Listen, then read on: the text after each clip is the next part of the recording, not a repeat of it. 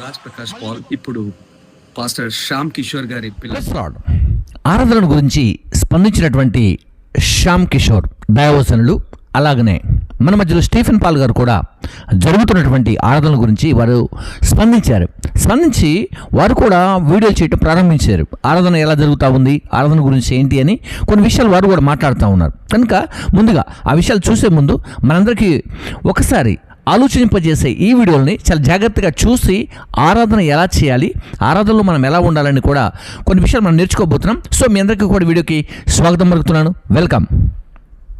Right, మంచిది. ఈ సమయంలో మరి శ్యామ్ కిషోర్ గారు కొంచెం అన్న స్పీడ్ అయ్యారు.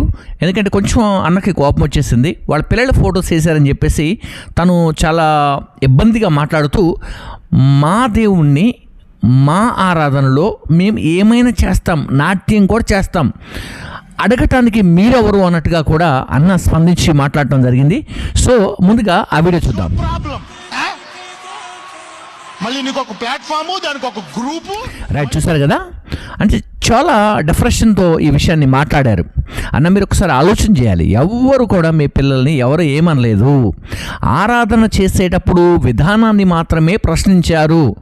ప్లాట్ఫామ్ పెట్టినా, గ్రూపులు పెట్టుకున్నా, మాట్లాడుకున్నా చేసినప్పటికీ కూడా దైవజనుని యొక్క బిడ్డలను, పిల్లలిద్దరిని కూడా ఎవరు కూడా డిస్టర్బ్ చేయలేదు, ఎవరు ఏ మాట కూడా మాట్లాడలేదు. ఇంకా మీరే మీ బాబు కూడా కొంచెం ర్యాష్గానే మాట్లాడాడు.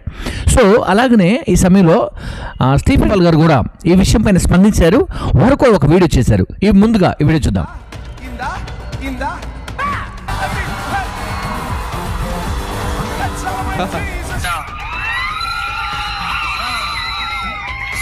దయచేసి యువతని తప్పుదోవ పట్టించకండి. కొందరేమో లీగలిస్టిక్గా అసలు ఏమీ చేయకూడదు, చప్పట్లు కొట్టకూడదు, సంగీతాలే వాయించకూడదు, అలాగా చెక్క మొక్కల్లాగా నిలబడిపోవాలి. మరికొందరు మా ఇష్టం, మేము ఎలాగే ఎగురుతాం.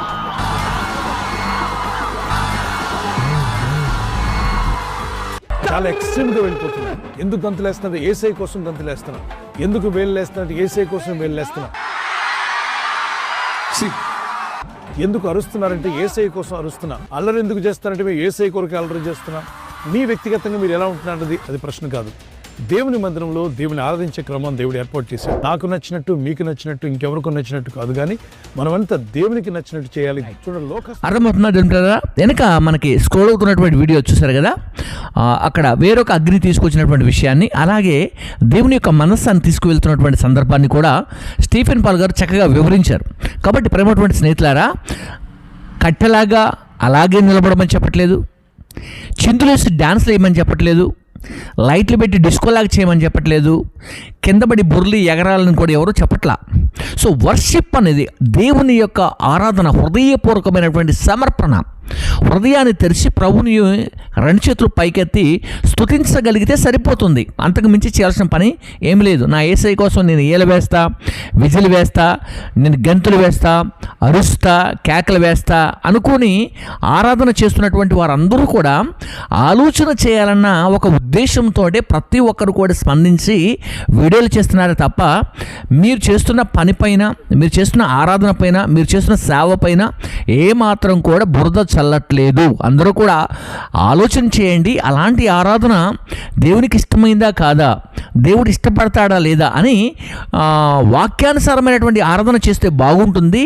యవనస్తులు, యవన బిడ్డలందరూ కూడా వర్షిప్కి ఆరాధనకు వస్తున్నారు కాబట్టి వారి హృదయాలు, వారి మనస్సులు మారి నూతనపరచబడి వారికి ఉన్నటువంటి అలవాట్ల నుంచి బయటకు వస్తారేమో అని దైవజనులు, పెద్దలు అందరూ కూడా చెబుతున్నారు తప్ప మీ సేవను ఎవరు కూడా విమర్శించట్లేదు. అలాగే మరొక విషయాన్ని నేను జ్ఞాపకం చేస్తున్నాను. మన అందరికీ తెలిసినటువంటి విషయం ఏంటంటే, సమరయ స్త్రీ దగ్గరికి వెళ్ళినప్పుడు యేసుక్రీస్తు వారు అక్కడ రెండు విషయాలు చెబుతారు. ఒకటి తెలిసిన ఆరాధన, రెండు తెలియని ఆరాధన. గమనించండి దేవుని ప్రజలారా, దేవుని బిడ్డలారా, ఆ కాలములో దావీదు కూడా ఫిలిష్తీయుల యొక్క వర్షిప్ను, అంటే వాళ్ళు ఎలాగ చేశారో ఈయన కూడా అలా చేశాడు. కాబట్టి ఈయన పరలోకానికి కూడా ఎక్కుపోలేదు అని నేను బైబిల్లో చాలాసార్లు మీకు చూపించాను. అలాగనే ఆయన ఆరాధన గురించి కూడా మాట్లాడాను. దీనికి ఆరాధన వర్షిప్కి అసలు దావీదుకి, బైబిల్ గ్రంథంలో ఉన్నటువంటి దావీదు గారికి ఎలాంటి సంబంధం లేదండి. ఎందుకంటే ఆరాధన అనేది మనము దేవునికి చేసేది. ఆరాధన అనేది దేవుని సన్నిధిలో మనం నిలబడ్డప్పుడు మన మనవులు ఆయన ఆలకించి మన జీవితాలని మన బ్రతుకులు ఆయన మారుస్తాడని, మన భవిష్యత్తును ఆయనకు అప్పగించుకోవటం ఆరాధన అంటే. సో తెలిసిన ఆరాధన, తెలియనటువంటి ఆరాధన. కాబట్టి ఆత్మతో సత్యముతో ఆరాధన చేసే మనం అందరం కూడా దేవుని రాజ్యంలో, నిత్య రాజ్యంలో, మరి గొర్రెపిల్ల యొక్క జీవ గ్రంథంలో మీ పేర్లు ఉండాలనేదే ప్రతి ఒక్కరి కోరిక, ప్రతి ఒక్కరి ఆశ. కాబట్టి ఇలాంటి వాటి వైపు మీరు పరిగెత్తకూడదని అందరూ చెబుతున్నారు. దయచేసి మీరు అంత డిప్రెషన్ గురి కాకండి. అంత కోపం అవసరం లేదు, అంత కోపంగా మాట్లాడవలసిన అవసరం అసలుకే లేదు. ఒకసారి దైవజనులు, సేవకులు మీరు అందరూ కూడా ఆలోచన చేయాలని కూడా నేను కోరుకుంటాను. ప్రాముఖ్యంగా ఈ సమయంలో మరి జేఎస్ఎన్ఎం శ్యామ్ కిషోర్ గారికి హృదయపూర్వకమైన శుభాలు, వారి పిల్లలకు కూడా శుభాలు తెలియజేస్తున్నాను. మరి ప్రాముఖ్యంగా నాకు ఎంత ఇష్టమైన దైవజనులు పీజే స్టీఫెన్ బల్ గారికి, వారికి కూడా హృదయపూర్వకమైనటువంటి శుభాలు. Praise the lord. అర్థమవుతుంది కదా. సో ఈ జాన్ రాజు లాంటి వాళ్ళు వీళ్ళు చాలామందే ఉన్నారు. కాబట్టి మన కల్చర్ని, అంటే ఆత్మ సంబంధమైనటువంటి కల్చర్ని పబ్ కల్చర్ చేయొద్దు అనేదే పెద్దల యొక్క నిర్ణయాలు, ఆలోచనలు. కాబట్టి మీరు అలా వెళ్లకుండా ఆగుతారని, చక్కని ఆరాధనలు మీరు అందరూ కూడా తీసుకువెళ్తారని కూడా నేను కోరుకుంటాను. ఒక బ్రదర్ కూడా ఇంతకుముందు ఒక వీడియో చేశారు, నేను ఆ వీడియోను గమనించలేదు. సో వారేం చెబుతున్నారంటే వారి పిల్లలు కూడా, అంటే శ్యామ్ కిషోర్ వాళ్ళ పిల్లలు కూడా వచ్చినటువంటి వారందరినీ కూడా దేవుని వైపే నడిపిస్తారే తప్ప వారు ఎలాంటి వేరే విధానాల్లోకి తీసుకువెళ్ళరండి, చాలా బాగా వర్షిప్ చేస్తారని చెప్పేసి ఒక సహోదరుడు కూడా చెబుతున్నారు. చూద్దాం ఒకసారి ఆ వీడియో. ప్రకాష్ పాల్ ఇప్పుడు పాస్టర్ శ్యామ్ కిషోర్ గారి పిల్లలు, దే జస్ట్ టీన్స్ అండి, వాళ్ళు యవ్వన బిడ్డలు. మరి వాళ్ళు దేవుణ్ణి ఇంత చక్కగా స్తుతిస్తూ ఆరాధిస్తూ అనేక మందిని దేవుని వైపు తిప్పుతున్నారు తప్ప ఎక్కడ దేవుని నుంచి దూరం చేయట్లేదు.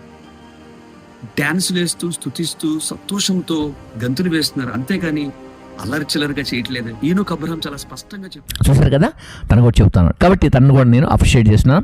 So may God bless you. మీ పిల్లలందరికీ కూడా మీకు కూడా శుభాలు తెలియజేస్తున్నాం సార్. మీరు దయచేసి డిప్రెషన్కి లోను కాకండి. సేవా పరిచయ విధానాన్ని కొంతవరకు తీసుకువెళ్తే బాగుంటుంది. అలాంటి కనిపించేటివి కొంత దూరం చేయాలని కూడా కోరుకుంటూ ఈ నా మండలం ముగిస్తున్నాను. మీ అందరికీ కూడా శుభాలు. Praise the lord.